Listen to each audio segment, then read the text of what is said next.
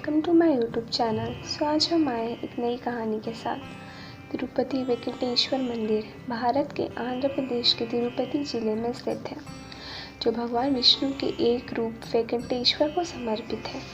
यहाँ का नाम कलियुग वैकुंठ है और यहाँ के देवता को कलियुग प्रत्यक्ष देवम कहा जाता है। इस मंदिर को तिरुमाला मंदिर, तिरुपति मंदिर और तिरुपति बालाजी मंदिर भी कहा जाता है। कलयुग के प्रारंभ में भी भगवान आदिवराह वैकुंठ त्राड़ी को छोड़कर अपने स्थायी आराध्य वैकुंठ चले गए, जिससे भगवान ब्रह्मा बहुत चिंतित थे और उन्होंने नारद से कुछ करने को कहा, क्योंकि भगवान ब्रह्मा चाहते थे कि भगवान विष्णु का अवतार पृथ्वी पर हो। उसके बाद नारद गंगा नदी के तट पर गए, जहाँ ऋषियों का समूह भ्रमित था और ये तय नहीं कर पा रहे थे कि उनको यज्ञ का फल भगवान ब्रह्मा, भगवान शिव और भगवान विष्णु में किसे मिलेगा। इसके समाधान के रूप में नारद ने ऋषि को तीनों सर्वोच्च देवताओं का परीक्षण करने का विचार दिया। ऋषि ने प्रत्येक भगवान के पास जाने और उनकी परीक्षा लेने का फैसला किया, लेकिन जब वे भगवान ब्रह्मा और भगवान शिव के पास गए तो उन दोनों ने ऋषि पर ध्यान नहीं दिया, जिससे ऋषि नाराज हो गए। अंत में वे भगवान विष्णु के पास गए और उन्होंने भी ऋषि पर ध्यान नहीं दिया, इससे ऋषि क्रोधित हो गए और उन्होंने भगवान विष्णु की छाती पर लात मार दी। क्रोधित होने के बावजूद भगवान विष्णु ने ऋषि के पैर की मालिश की और पूछा, उन्हें चोट लगी है या नहीं।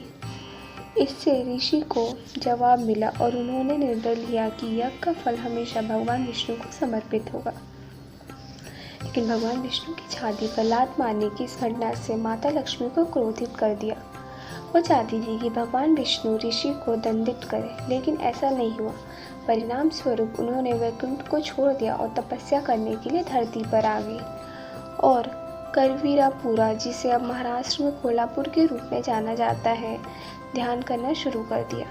भगवान विष्णु माता लक्ष्मी जी के वैकुंठ छोड़कर जाने पर बहुत दुखी थे और उन्होंने माता लक्ष्मी की तलाश में एक दिन वैकुंठ को छोड़ दिया और विभिन्न जंगलों और पहाड़ियों में माता लक्ष्मी की खोज में भटकने लगे।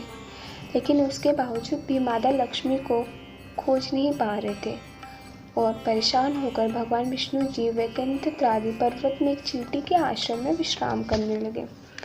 भगवान विष्णु को परेशान देखकर भगवान शिव, भगवान ब्रह्मा ने विष्णु की मदद करने का फैसला लिया, इसलिए वे गाय और बछड़े का रूप लेकर माता लक्ष्मी के पास गए।